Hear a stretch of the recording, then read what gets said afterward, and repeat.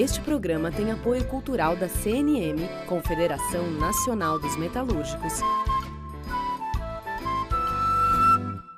Está começando mais um Entrevistas no Café do Sindicato dos Bancários no centro de São Paulo. E hoje a conversa é com Luísa Erundina, deputada federal no 6º mandato pelo Partido Socialismo e Liberdade, o PSOL. Luísa Erundina nasceu em 1934 na cidade de Uiraúna, no sertão paraibano. É a 7ª de 10 filhos. Formada em assistência social, tem mestrado em ciências sociais. Foi líder sindical e professora universitária. Em 1971, emigrou para São Paulo, perseguida pela ditadura militar. No ano de 1980, participou da fundação do Partido dos Trabalhadores. Foi vereadora da cidade de São Paulo e deputada estadual constituinte.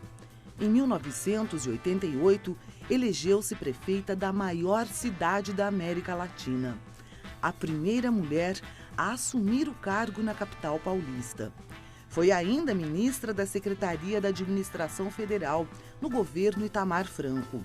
No ano de 1998, já no Partido Socialista Brasileiro, foi eleita deputada federal por São Paulo, cargo que ocupa até hoje em sucessivas reeleições. Em 2016, filiou-se ao Partido Socialismo e Liberdade, o PSOL, e segue dedicando a vida à inclusão da classe trabalhadora, dos excluídos e das minorias.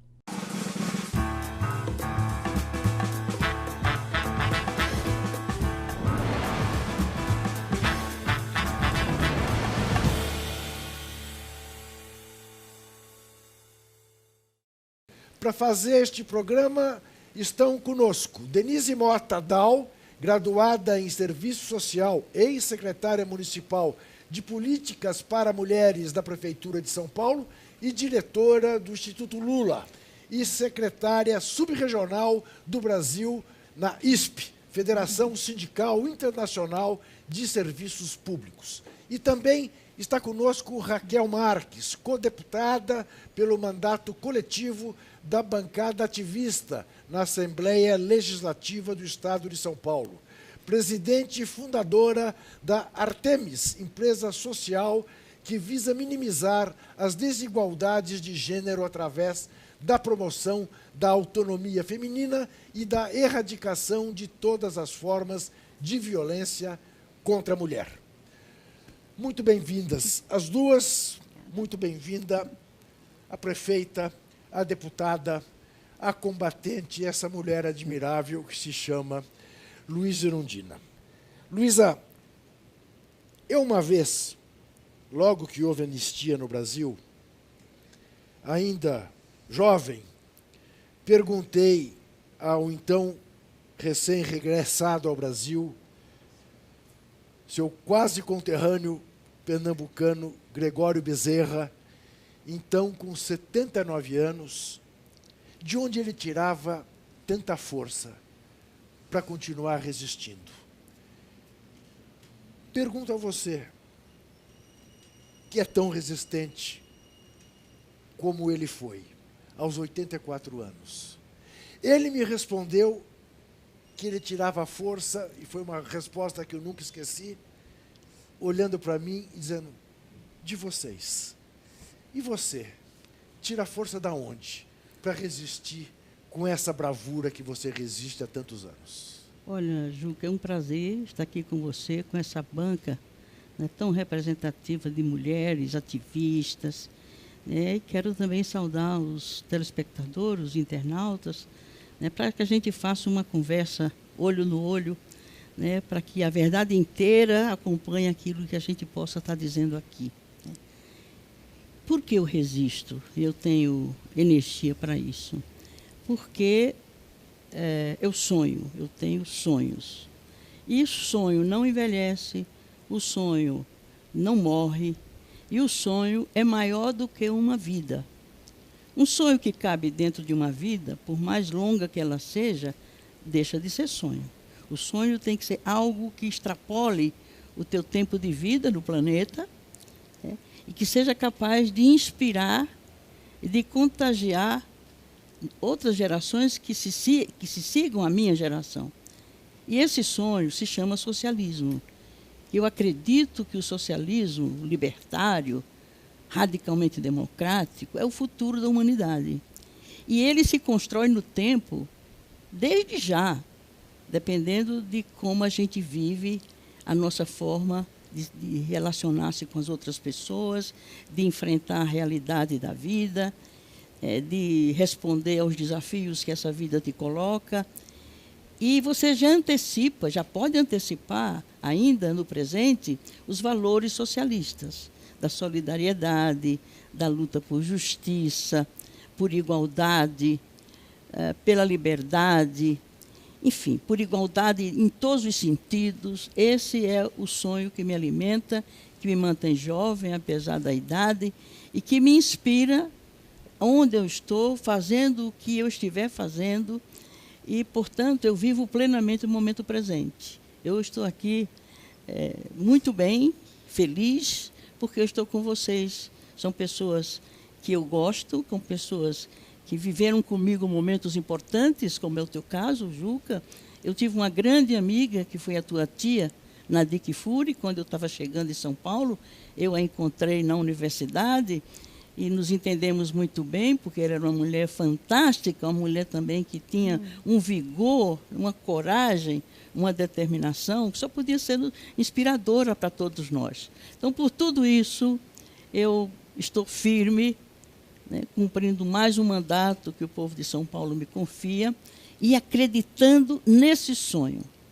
Pessoas que vivam de acordo com valores humanitários, humanistas, a solidariedade, a justiça, a igualdade, a fraternidade, a amizade, o afeto. É isso que é socialismo. E esse é o futuro da humanidade. Um dia perguntaram ao general Ho Chi Minh por que ele não tinha se casado. E ele respondeu: mas eu casei. Eu casei com o Vietnã. Você se casou com o Brasil, Luiz Erundina? Eu casei com o Brasil e com a política, né? E eu devo isso à minha origem de classe e a uma consciência precoce dessa origem. Minha família era nordestina, do sertão da Paraíba, sujeita a secas e mais secas. E a cada seca, meu pai levava a família para algum outro estado do país para a gente escapar da seca, escapar da sede, da fome.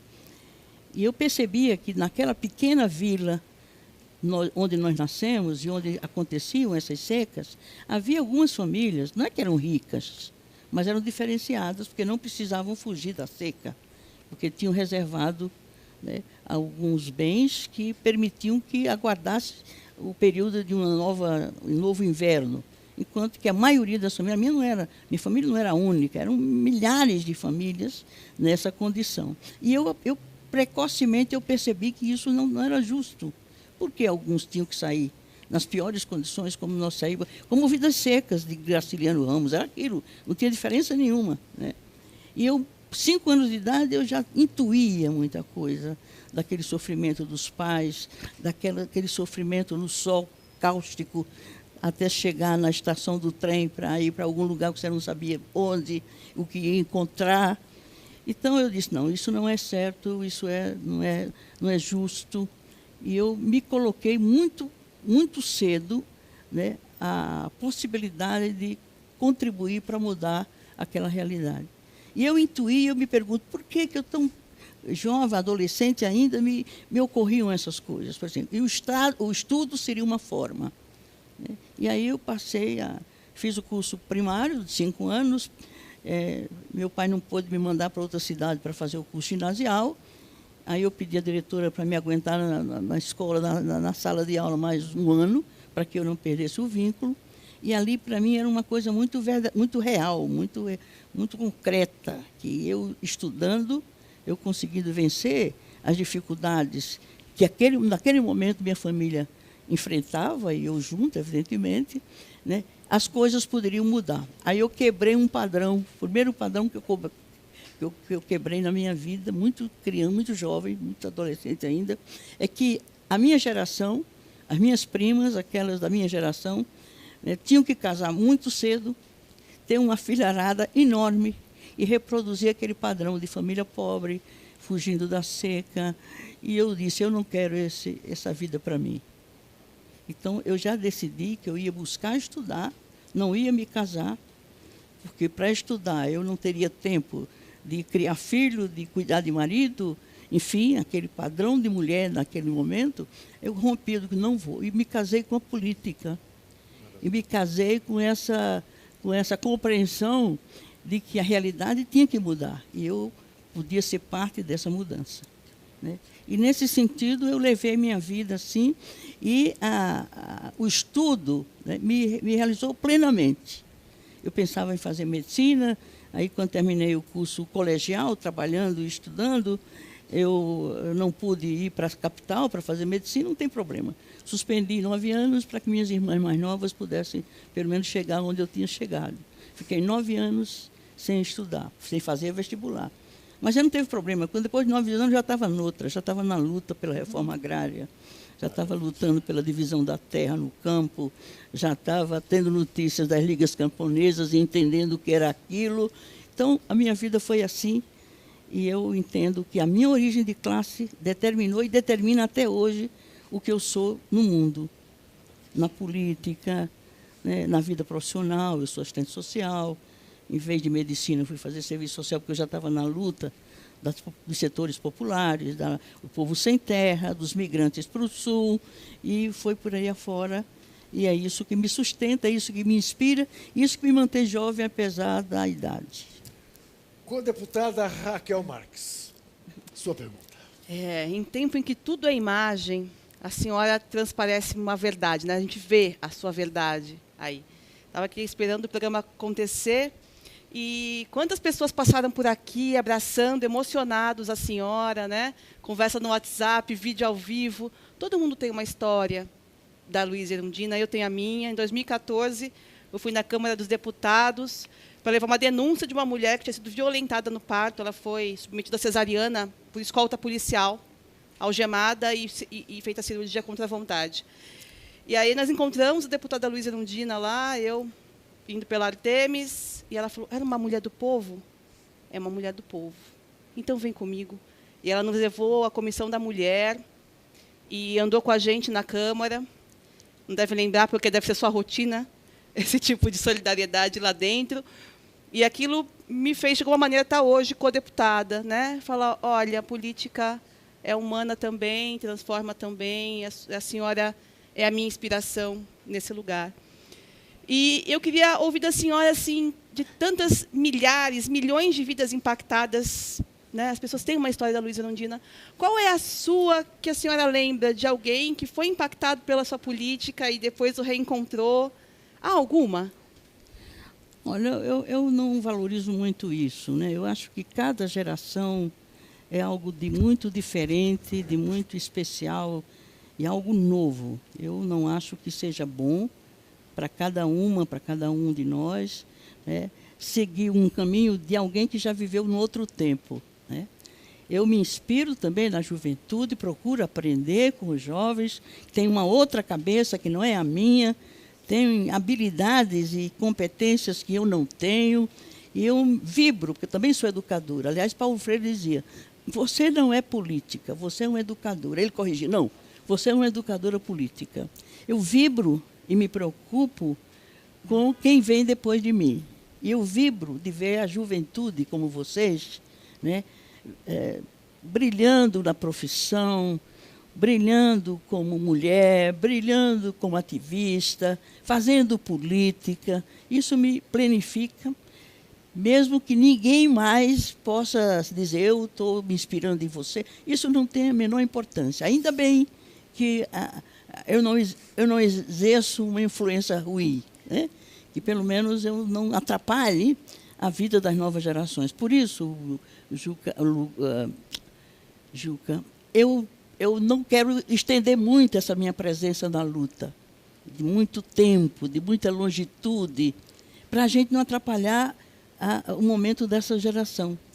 A gente Entendeu? exige que você estenda mais e mais. Eu sei que é quase assim uma atitude egoísta dizer isso, mas que a gente exige, não exige, Denise? Exige. Exige, sim. E eu acho que uma experiência importante que seria bacana a senhora deputada compartilhar conosco seria, a partir de todas essas vivências, vereadora, prefeita da cidade de São Paulo, ministra, deputada federal, falar um pouco para a gente desse momento em que estamos vivendo de desmonte de políticas públicas, porque, como eu tive essa experiência de ser secretária municipal de políticas para as mulheres na cidade de São Paulo, seja como ex-secretária, seja como cidadã, seja como assistente social, que também sou, seja compactuando com os movimentos sociais, com o movimento feminista, a preocupação é muito grande com o desmonte de políticas públicas. E em todos esses espaços que a senhora esteve, a senhora não só formulou, como implementou políticas públicas. A senhora implementou o primeiro centro de referência da mulher da cidade de São Paulo, a Casa Eliane de Gramont, em 1990. E montar estes serviços é um desafio muito grande para quem está na gestão, e também a formulação de legislações, né? Estruturar o Sistema Único de Saúde, o Sistema Único de Assistência Social, e a senhora viveu a construção dessas políticas por dentro, contribuindo, propondo, formulando, em alguns momentos até executando. Eu queria que a senhora compartilhasse com a gente o impacto disso na sociedade. Primeiro, eu quero te pedir um favor, e a Raquel também. Não me chame de senhora. Pois não. Porque isso dificulta a nossa relação. Você notou que eu, Isso, claro, absolutamente você não se atreveria a me chamar de mal-educado, senhora. Pois é. Isso nos aproxima mais. Ok. Né? Companheira me torna deputada. mais jovem. Né? Companheira deputada. Companheiro, você é minha companheira de profissão também. Claro. Né? Então, veja, eu sou uma pessoa que eu vivo o momento presente sem me desvincular do passado. Não no sentido de preservar o passado, mas de aprender com ele e projetar o futuro. Que tem que ser, não pode ser o presente, tem que ser algo diferente. Né? E tem algo que me sustenta com muita força, apesar dos momentos que a gente vive. Eu, nessa idade, já vivi vários momentos. Né? Eu vivi, quando criança, a ditadura Vargas, em que faltava, né, combustível para manter a luz acesa, enfim, porque havia uma contenção de gastos, já havia naquele tempo, do essencial na vida dos pobres, das pessoas, né, que viviam no seu dia a dia aquele momento. Não tenho muita clareza do que acontecia na política, mas já senti o impacto da política, daquele momento, na vida da minha família, da minha vida pessoal, etc, etc. Depois vivi a ditadura militar de 64 a 85, e aí já como ativista, já perseguida e já resistindo à ditadura militar. E a sensação que eu tinha, sobretudo naquele longo período de ditadura, era que aquilo não tinha fim. Era algo tão potente, né, tão forte, tão determinante, que eu não ia ver a mudança daquilo. Mas aí, mais para frente, a gente percebeu que o tempo não para, a realidade é dinâmica, é dialética, e aquilo que aparenta estar tão dado, não está dado, está tendo uma realidade interna que está mexendo essa realidade, e, num dado momento, cria uma situação interna naquele momento, e aquele momento passa e vem um outro momento. Eu chamo isso a dialética da história, né? A espiral dialética da história, que a história se constrói em ciclos, ciclos mais longos ou menos longos.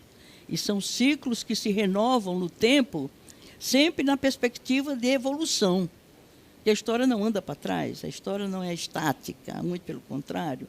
Então, nós hoje estamos vivendo um ciclo, né? O fim de um ciclo, né? Que não morreu ainda, né, está estribuchando, né, está resistindo ainda, e estamos numa travessia para um outro tempo que não nasceu ainda, e que as novas gerações já estão sinalizando esse algo novo que vai vir, né, mas ainda num estágio de muita insegurança, de muita incerteza, de muita perplexidade. E quando a gente vê a realidade através da história, né, e mede o tempo, não em número de anos que você tenha ou que outro tenha, mas medir o tempo na perspectiva da história. E o tempo, na perspectiva da história, se mede em décadas, séculos e milênios.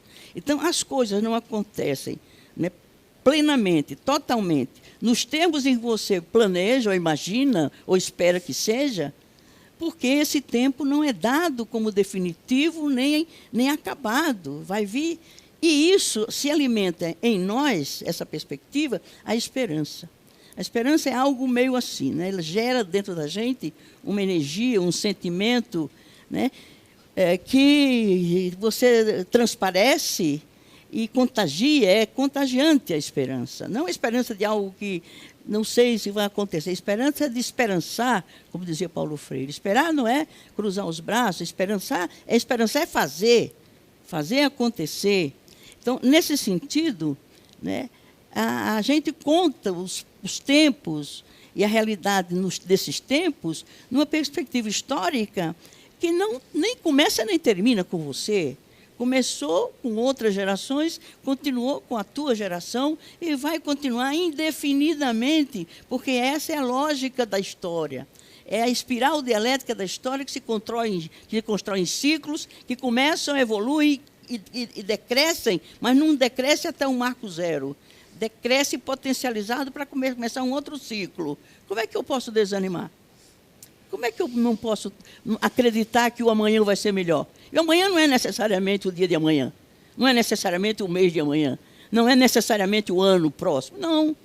É o tempo que vai acontecendo na história, influenciado por N variáveis que não têm o nosso controle, e a realidade vai acontecendo. Por isso, o melhor mesmo, o mais recomendável, o mais saudável, é a gente viver o tempo plenamente hoje. Porque você não sabe, o ontem não tem mais, o amanhã não se sabe quando vai chegar, nem como vai chegar. Então, vamos viver plenamente o dia de hoje, que aí você planifica a forma de ser no mundo, que é a tua vida. Uau. Eu vou ter que fazer um intervalo, só com um intervalo, para a gente poder respirar e digerir isto tudo, lembrando sempre o que já dizia Dom Paulo Evaristo Arnes: não há derrotas definitivas para o povo. Antes do intervalo, você que acompanha a TVT e quer ajudar a manter esse canal e a Rádio Brasil Atual no ar, contribua com o nosso financiamento coletivo, com a nossa vaquinha virtual. Acesse catarse.me/TVT e faça uma assinatura. Até já!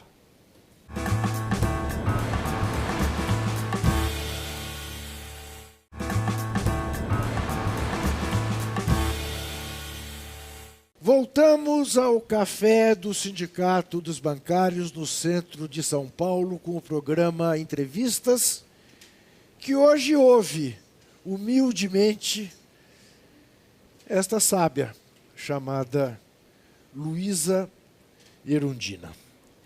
Eu sei que você vai ficar brava comigo de te chamar de sábia, mas eu quero te fazer primeiro a seguinte pergunta. Hoje, nós estamos gravando na terça-feira, você está vendo o programa na quinta-feira.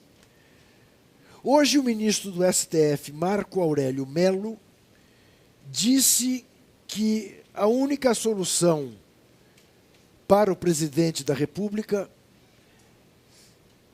é meter nele uma mordaça. Quando nós chegamos a esse ponto, Erundina, o que fazer? Olha, nós tivemos recentemente uma trágica experiência, né, de ter a primeira mulher presidente da República, eleita democraticamente, ser afastada por um golpe parlamentar, né, por que não pensar, e aí já não tragédia, muito pelo contrário, é solução para os graves problemas que o país enfrenta, a destruição do seu marco institucional. A Constituição Federal de 88 não representa mais nada. Começou a ser destruída no governo ilegítimo do Temer, né? Com a PEC da morte, com a reforma trabalhista, né? Com todos os desmontes do patrimônio nacional, a afronta à soberania nacional. Então, não dá mais para tolerar situações como as que estamos vivendo hoje no Brasil. É uma pessoa, a meu ver, né, para ser interditada. Dá a impressão que ele não tem, sabe, não é muito sadio de cabeça, mas é. Porque ele tem que ter inteligência para fazer o mal, né, para ser cruel com as pessoas. O que ele está fazendo hoje com a família Santa Cruz, que eu acompanho desde décadas, e eu sei da dor daquela família. É uma ferida aberta. Quando se tenta ver se ela está sarando, né? Agora mesmo perdemos, há pouco mais de um mês, a mãe, né, do Fernando, do Marcelo, lá de Olinda, vereador lá, Rosalina Santa Cruz, que foi minha secretária no nosso governo. Essas pessoas vivem, né, dia e noite na expectativa de que, quem sabe, tem notícia onde estão os ossos de Fernando Santa Cruz, para poder ter um lugar onde ir acender uma vela e rezar uma oração pelo membro da família. Inclusive, dona Eusita, que era a mãe do Fernando, ela dizia, ela resistia a mudar de casa e resistia a trocar o número do telefone fixo da casa, porque a cada chamada o coraçãozinho dela, né, pulsava com a sensação de que, quem sabe, viria uma notícia sobre o filho dela. Fazer hoje o que nem vale a pena dizer quem, não dá, suja a boca da gente, entendeu? Esse homem não tem estatura humana, ele não tem, sabe, características humanas, com a maldade dele, a frieza dele, sabe, a indelicadeza dele, a grossura dele, enfim. E ele deve estar a serviço de um outro projeto. Ele está se servindo como, sabe, um sujeito, alguém que está a serviço de um projeto que, na minha avaliação, é muito anterior ao momento que estamos vivendo hoje, há poucos anos, enfim. É algo maior pela grandeza que é esse país, o potencial que esse país tem, o que ele representa no continente latino-americano, sul-americano e nas relações com o mundo. Esse país é algo tão precioso para a humanidade, com a sua riqueza natural, com a beleza do seu povo, com a capacidade de tolerância desse povo diante do que ele sofre, que não dá para imaginar que isso não esteja nos cálculos dos impérios, o Império Americano e outros impérios que estão se montando no mundo a partir de uma visão, né, atrasada, fundamentalista, né, obscurantista. Esse povo está no século XIX ou XVIII. Então, isso é inaceitável e isso está gerando uma tal indignação, uma tal sentimento de ignomínia que está se dando em relação ao nosso povo, né, que não há outra saída senão essa força dessa revolta, dessa indignação, se transforme em força e energia de mudança. E a mudança tem que se fazer dentro dos termos da lei. E a lei está aí, a nossa Constituição ainda tem aspectos dela ressalvados para que se façam as coisas nos termos em que a Constituição estabelece. Por que não tirar esse homem por um impeachment devidamente instalado? Tem fatos suficientes para comprovar, né, os crimes que esse homem está cometendo contra a democracia, quanto às liberdades democráticas, quanto aos valores humanos. Então, é afastar esse homem, né, por um impeachment, né, que seja da maioria da sociedade brasileira, do povo brasileiro, e que se convoque imediatamente eleições gerais, porque é muito próximo o tempo de vigência desse governo, mas o suficiente para desmontar metade do que a gente construiu ao longo desse tempo todo, direitos humanos, direitos sociais, direitos de cidadania, né, a soberania do país, o que se construiu de belo, enfim, o que se construiu de espaço, de soberania, está morrendo tudo e as pessoas estão tristes. É impressionante como a gente vê nas ruas, nos transportes públicos, nas praças, na feira, no supermercado, a expressão de tristeza, de desânimo, de desalento. E às vezes que eu sou abordada perguntando, vai ter jeito? As pessoas me perguntam, vai ter jeito? Vai ser possível resolver isso? Alguém já disse, Luísa, que o homem é capaz de ensinar um cavalo a ser cavalo, um cachorro a ser cachorro, e que alguém precisa ensinar esse inominável a ser humano. Quando se pergunta, vai ter jeito? Eu lhe pergunto, você vislumbra a possibilidade de que tenhamos no Brasil alguma coisa parecida com o que houve no Uruguai, ao fim da ditadura uruguaia, dispensar uma frente ampla dos democratas brasileiros para dar um jeito exatamente nisso que está tão desajeitado? Você acha que é por aí o caminho? É por aí, é a única saída possível, mas que essa articulação não se dê só no plano do institucional, né, do parlamento, enfim, né, mas que se faça numa aliança real com a sociedade civil organizada, ou que se organize para isso. Porque não tem mais muita organização na sociedade civil. Ela foi, né, se desagregando, os sindicatos, até porque a mudança do tempo está reclamando novos modelos de organização social, sindical, enfim, profissional, enfim. Então, nós estamos numa fase também de reconstruir as instituições políticas, as instituições de toda ordem. Então, está no momento de juntar essas forças com generosidade, né, com humildade. Ninguém tem a solução sozinho, nem vai muito longe sozinho, não vai a lugar nenhum sozinho.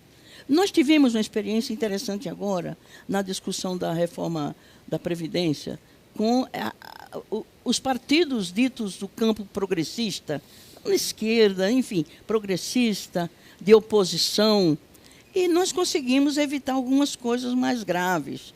É verdade que eles podem fazer isso depois. Ainda tem o segundo turno, ainda tem o Senado, né? Eles podem legislar, porque muita coisa vai ficar que permite que se legisle por legislação ordinária, que não precisa um quórum de uma proposta de emenda constitucional. Portanto, eles estão criando as facilidades para poder retomar algumas ideias que nós inviabilizamos, a oposição inviabilizou, né? Exatamente por essa capacidade que a gente teve de construir consenso em cima de coisas muito objetivas, muito concretas, porque se a gente for especular muito, teorias, posições políticas, é perda de tempo, o momento urge. Nós temos que encontrar soluções, né? E conseguimos evitar o pior, pelo menos em 4 ou 5 pontos dessa proposta original da reforma da Previdência. Imaginemos se nós também nos juntemos agora, não é, com esse objetivo de afastar esse mal, para recomeçar de novo a reconstruir o país, eu acho que seria salutar para todos nós. Os partidos também já estão esgotados no seu formato, na sua experiência, na sua história. Então, um momento de renovação, de reconstruir tudo, né? Sem desconstruir nada, mas aproveitando aquilo que ainda serve para os momentos dos dias de hoje, né? Mas com a perspectiva de criar o novo. E o novo é o povo que cria. Não é nenhum partido político, não é nenhuma liderança política, não é nenhum governo que cria o novo. É o povo que cria o novo quando ele cria energia, força política e pressão, capacidade de pressão política, que ele viabiliza a solução para os problemas todos da humanidade. Raquel. Luísa, de certa maneira, esse presidente nominável, ele não enganou os seus eleitores. Em grande medida, ele está fazendo exatamente o que ele prometeu. E ele prometeu uma política de morte. ele falava de morte, ele falava de tortura, ele falava de assassinato, ele falava de exclusão. E quando a gente fala em eleições gerais, eventualmente, após um impeachment, me preocupa pensar por que essa política de morte ecoou nos brasileiros a ponto de votarem nesse homem. E se isso não estiver bem entendido e levado em consideração, de que maneira a gente consegue virar essa página, né? Qual a sua avaliação do porquê que esse discurso de morte, de acabar com a natureza, com os indígenas, com os diferentes, encontra espaço no coração de tantos brasileiros? Veja, o que moveu a decisão da maioria por aquele candidato foi menos a escolha ele e mais a evitar uma outra força política contra a qual há um enorme preconceito. Até você hoje, acha que foi mais anti-PT do que pró? Exato, exato. Porque até hoje, essa elite, né, rançosa, enfim, ela é intolerável, é intolerável, essa elite que nós temos. Intolerável e intolerante. Intolerante, muito intolerante. Então, veja bem, foi o preconceito, o mote, e geraram esse preconceito no meio do povo, não no Nordeste, que é uma identidade de origem muito forte entre o Lula, o PT, e tanto é que ele não ganhou lá e ninguém ganha lá, né? Enquanto o PT existir, tiver propostas e tiver nomes para, entendeu? Mas com certeza não foi o Bolsonaro que ganhou, foi o anti-PT, o anti-Lula, né? Mas não tem também, aproveitando a pergunta da Raquel, Luísa, um fundamentalismo neopentecostal? Sim, o neoliberalismo também, né? O neoliberalismo também, né? sim. Na economia, sim. As figuras que vieram para dirigir a economia do país, desde o Levi, com o equívoco da Dilma de trazer o Levi para a área econômica, mas durou pouco, ainda bem, mas sempre tem um substituto dessa raça, que nunca falha aí na tarefa de respeitar o interesse do império, a quem ele serve, ao mercado, eles são funcionários do mercado, e eles, né, fazem tudo para atender à expectativa e interesse do mercado. Foi isso, essa mistura, né, e de um esgotamento também de algumas instituições. Né. O 13 aliás, a jornada de 2013 já foi um sintoma de algo novo no país. Novo não no sentido do novo bom, né, de uma realidade despolitizada, mas uma multidão, uma massa informe, sem pauta, sem direção, negando tudo, negando a política, negando os políticos, negando a organização, e sem uma pauta meio esquisita, embora que detonou foi uma luta contra o reajuste de 20 centavos do transporte coletivo, e esse movimento é um movimento que nasceu com uma ideia do nosso governo, que era a tarifa zero, através de um fundo que se criaria para dividir socialmente, né, o custo do transporte público, do transporte coletivo, que a cidade só funciona mediante o transporte, a mobilidade. E não é justo que apenas o usuário desse serviço que arque com os custos dele. Então, um fundo para socializar os custos de um serviço urbano. Aí, só para ficar claro, para quem está nos vendo, quando ela se refere ao nosso governo, ela está dizendo a Prefeitura de São sob Paulo. A gestão dela. Exatamente. E aí nasceu aquele movimento, alguns anos depois que saímos da Prefeitura, do Passe Livre. Passe Livre, o que era? É um movimento que nasceu da tarifa zero, que inclusive a juventude lá de Santa Catarina, depois se espalhou pelo país inteiro. Foi esse grupo, foi esse movimento de jovens que detonou o movimento da jornada de 2013. Sim. Mas aí perdeu o controle, porque já não era mais isso. Era a denúncia da corrupção, era a denúncia, né, quer dizer, nós queremos participar, vocês não nos representam, questionando, inclusive, a representatividade institucional da política, e queremos educação de qualidade, saúde de qualidade, saúde VIP, foi aquele problema na época da Copa, que aquilo lá contagiou um pouco a opinião pública e essa juventude. De lá para cá, né, o desmonte foi se dando e a ausência, o distanciamento dos jovens, da juventude, da ação política, no sentido amplo do termo, foi realmente acontecendo. Massivamente. A rejeição explícita, né, de não queremos saber de político, da política, tudo é ruim, tudo não presta, tudo é corrupto, nós não queremos saber disso. E uma sociedade que abdica da política vai pôr o quê no lugar? Vai pôr as pessoas que fazem a má política, como nós temos visto. Nós precisamos fazer um intervalo e no próximo bloco, quem vai começá-lo é a Denise. Até já.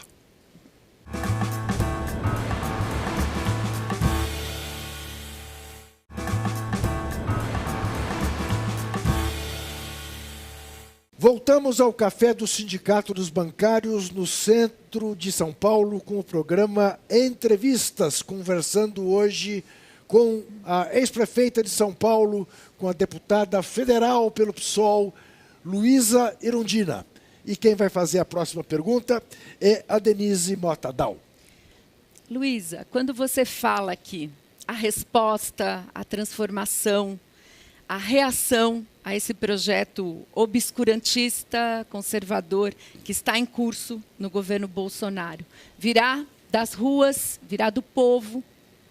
Eu queria que você aprofundasse um pouquinho mais a sua análise, porque a gente vê uma parte da população efetivamente nas ruas, cotidianamente, mulheres, jovens, o movimento sindical lutando, uma parte da população apática, assistindo, e uma parte defendendo este projeto obscurantista, que, como a Raquel disse, foi, inclusive, anunciado antes da eleição o que seria feito.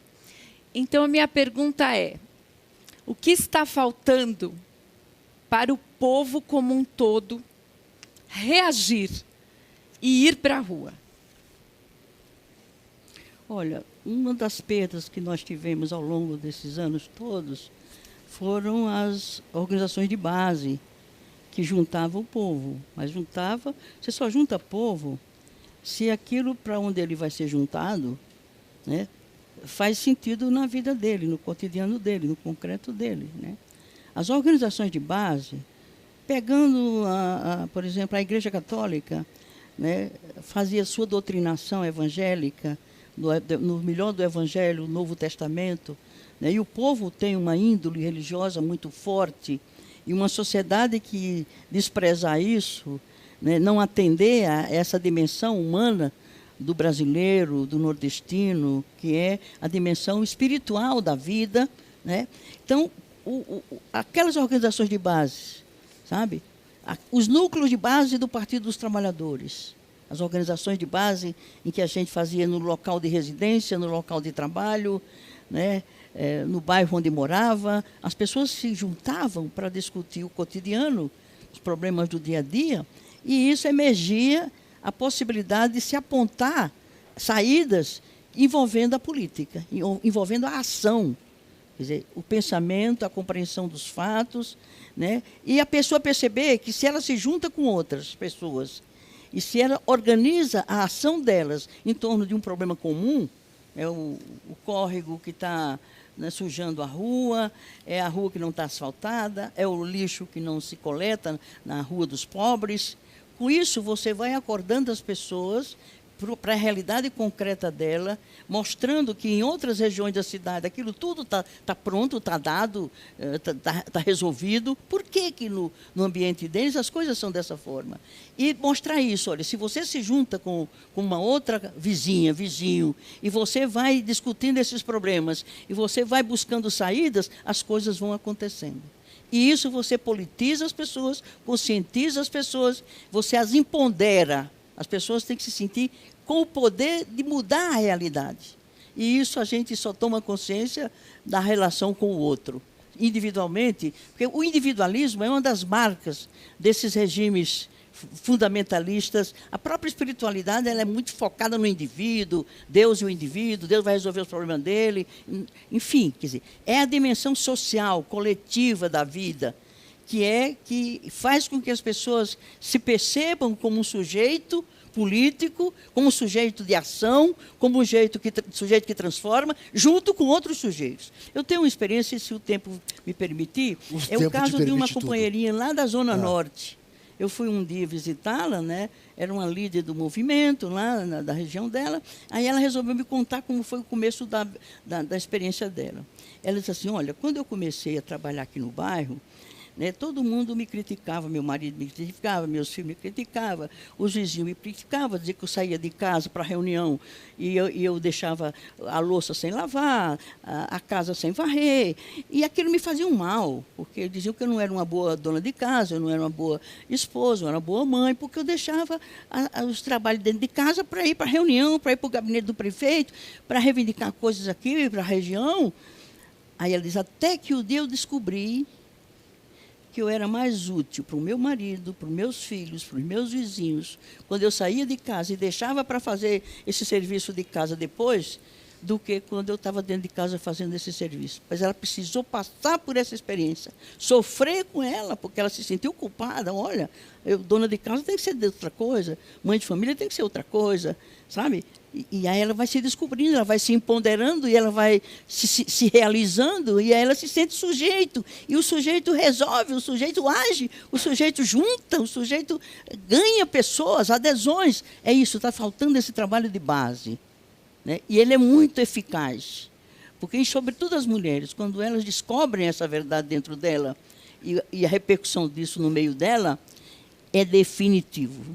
É definitivo. Ela nunca mais vai deixar a luta. Muitas vezes ela deixa até o marido, porque a luta para ela passou a ser prioridade. Eu diria que não só é mais útil, como é muito mais animado, é muito mais agradável, né? É muito mais vida, né? Você ser uma liderança, ser alguém que te fala, alguém que opina, sujeito, né? Alguém que usa até o microfone. Gente, isso é uma descoberta para a mulher do povo. Então, Luísa, aquela ideia da raiz, justiça social, solidariedade, ecologia. E socialismo ecológico. E socialismo ecológico. É por aí que você... É por aí, desde que a gente tenha força suficiente para destruir o que está dado aí enquanto marcos legais. Porque o momento que inviabilizou a nossa proposta foi quando parte do movimento achava que, além de movimento, tinha que ser partido, para poder ganhar o poder, porque só o poder você muda a realidade. Isso é verdade. Mas precisa ver, né, o quanto você acumulou de poder para fazer isso. Sim. Então, você entrou na lógica da ordem, que é a lei eleitoral, a lei partidária, a lei não sei do quê, a lei não sei do quê. Aí você amarrou, sufocou uma experiência que tinha supunha uma liberdade. Tanto é que a Carta Cidadanista, que é bela, nós construímos em rede. Eu participei dessa construção. É uma carta bela, com as idades eixo dessa proposta. Linda, linda. Mas quando se chegou o momento de construir uma organização para caber essas ideias dentro, não deu. E havia pessoas que, ou se fazia isso, por exemplo, continua havendo movimento. O movimento raiz está dentro do PSOL, está dentro de outros partidos, mas como uma proposta, como no caso do Podemos na Espanha, o Syriza na Grécia, nossa legislação e nosso marco legal não possibilitou que isso ganhasse forma, né, conteúdo, do ponto de vista formal, legal, para poder se transformar num partido. Tem o partido Podemos aí, mas adotou o nome, o partido da direita, enfim, mas usou o nome de Podemos. Né? Usou. Esse seu comentário, né, sobre as dificuldades institucionais para poder alcançar o poder que transforma, né, embora nem todo o poder institucional seja parte, mas ele é uma parte importante. Ele vem bem ao encontro do que a gente está vivendo hoje. Então, nós somos um mandato coletivo, uma experiência que não existe legalmente, e nós vamos tensionando os limites. E, recentemente, essas iniciativas de renovação política, uma delas teve uma certa confusão no PDT com a Tabata, né, numa ideia de eu estou dentro de um partido, no caso dela, mas não tenho identidade com esse partido. Enfim, houve um tensionamento nesse sentido. Em que pontos você acha que nós precisamos avançar na lógica partidária para que, de fato, os movimentos sociais, as bases, alcancem esse poder, porque eles são barreiras, né? Eles são feitos para que a gente não consiga chegar lá. Até onde a senhora já pensou no assunto? Quais seriam alguns pontos para facilitar? Ou essas dificuldades, elas têm as suas razões e elas são importantes? Não, isso leva um tempo, né? Até a gente provar, por isso que é importante insistir, provar que esse novo modelo dá certo. Mas isso leva um tempo. Porque a resistência à mudança é própria da pessoa, é própria da instituição, sobretudo ser partido, resiste a mudar, por insegurança. De repente, a gente não tem os meios para ocupar espaço de poder para testar o nosso projeto político. E que é isso, o poder. O poder é coisa importante. Para nós, mulheres, a gente tem que colocar isso na nossa consciência. Porque a gente é formada, né, mulheres, negros, os excluídos em geral, na história de uma sociedade, não se coloca nunca para si a hipótese de ter poder, de ser poder. E há até um mecanismo psicológico para suportar a exclusão, é de negar aquilo que você não tem acesso a ele. Nega, não, deixa a política com os homens mesmo, porque sabe, é tudo oportunista, carreirista, corrupto, deixa para eles. E termina votando só no homem, só no homem, só no homem. E não. Por isso a gente tem que fazer uma conversão na nossa compreensão cultural, porque nós não somos formados, educadas, desde a nossa origem, para sermos sujeitos de disputar o poder. E a gente nega o poder de saída. E sem o poder a gente não disputa com o outro, não necessariamente o homem, com o outro que é inimigo de classe. É outra coisa. Uma coisa é eu enfrentar o inimigo de classe, não enfrentar o companheiro porque não concordo com as ideias dele, que é outra falha. Nós nos dividimos entre nós gastamos muita energia entre nós, de disputarmos entre nós. Não, vamos disputar com o inimigo de classe que está lá fora. Certo? Então, nesse sentido, a gente tem que descobrir o poder, a importância dele, a necessidade dele, como condição para você se empoderar, você ser sujeito. E isso supõe a dimensão coletiva da vida. Quando você percebe a política, você entende a política, e você se introduz nela, você percebe a dimensão coletiva da vida. A Hannah Arendt, ela tem toda a razão quando ela diz, né, que a política é uma ação de sujeitos coletivos. Não há ação política sem coletivos, sem coletividade, sem sujeitos. E isso nos educa do nosso viés individualista, a que nós estamos submetidos por uma educação dentro de um sistema, de um regime que nos estimula, né, a individualidade, a competitividade, a concorrência. Isso é uma conversão que a gente tem que fazer. E a política é o melhor instrumento para você descobrir teus limites, tuas debilidades, a tua impossibilidade de realizar aquilo que você gostaria de que acontecesse, porque sozinho você não vai, você não consegue, você não alcança. Então, a necessidade do outro para você existir, né? Que eu existo porque você existe, é o Ubuntu que diz isso, né? A filosofia Ubuntu, eu existo porque você existe, eu sou porque você é. Isso é tão verdadeiro, isso é tão, sabe, realizador, isso é tão humano, isso é tão positivo, isso é tão incrível, que a gente teria que estimular essas coisas, sabe? Então, eu acho que o povo acorda a partir da realidade dele. Respeite a realidade dele. Respeite o conhecimento que ele tem da vida. Aprenda com ele aquilo também que ele tem a ensinar. Porque ele também se sente valorizado. Sabe? Ele se sente um com o outro. Né? É educação. Educação no sentido pleno do termo. Né? Então, é educação política que ninguém faz. Os partidos anteriormente faziam. Agora, nem os partidos de esquerda fazem mais educação política. Os partidos não têm nem mais departamento de formação política, e tinha no passado. Olha aqui, eu vou contar para vocês três e para você que nos vê pelos diversos meios que você tem para nos ver, que eu fiquei aqui pensando na hora que me avisaram, tem mais 5 minutos, eu fiquei pensando em fazer uma maldade com a Denise e dizer para a Denise, Denise, você vai fazer a última pergunta do programa, você faz favor, faça uma pergunta que permita a Luísa fechar o programa com chave de ouro, se é que há mais ouro, para que ela feche o programa depois de tudo que ela já disse. Mas ela foi falando, ela foi falando, ela foi falando. Esses 5 minutos foram se esgotando. E eu fiquei pensando comigo, não vou fazer a maldade com a Denise e vou fazer a maldade comigo. Deixar esse fecho de ouro que Luiz Erundina acaba de fazer. Porque, infelizmente, o nosso programa chegou ao fim. Eu queria agradecer muito a vocês duas, porque vocês foram magníficas parceiras. E, Luísa, dizer para você o seguinte, eu quanto mais te ouço, mais aprendo. Olha, Juca, eu descobri no momento que vocês estavam fazendo, né, um apelo para que a gente ajudasse. Como eu não conhecia ainda essa experiência, como eu não contribuí ainda com ela. Isso que eu quero dizer, significa o quê? Que programas como esse, que experiências como essas, precisam ser multiplicadas nesse país. Esse tipo de conversa que a gente teve aqui poderia ser perfeitamente com uma liderança lá da dona Maria, lá da Zona Norte, para vir contar a experiência dela aqui, né? Isso forma, porque, inclusive, esse instrumento, televisão, internet, está chegando ao povo.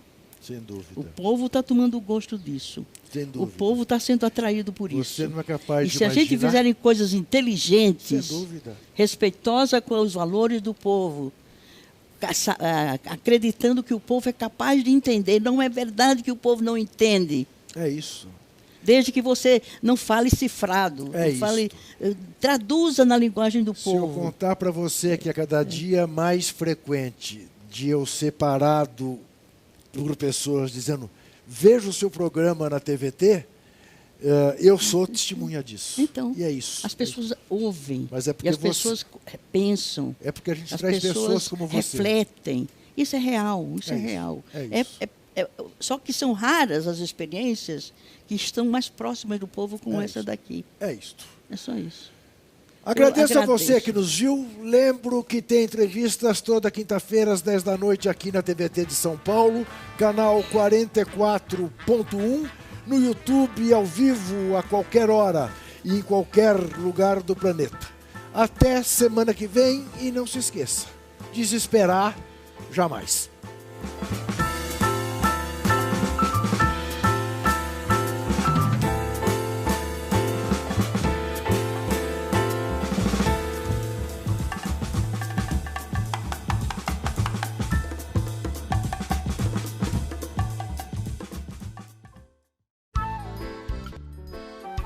Este programa tem apoio cultural da CNM, Confederação Nacional dos Metalúrgicos,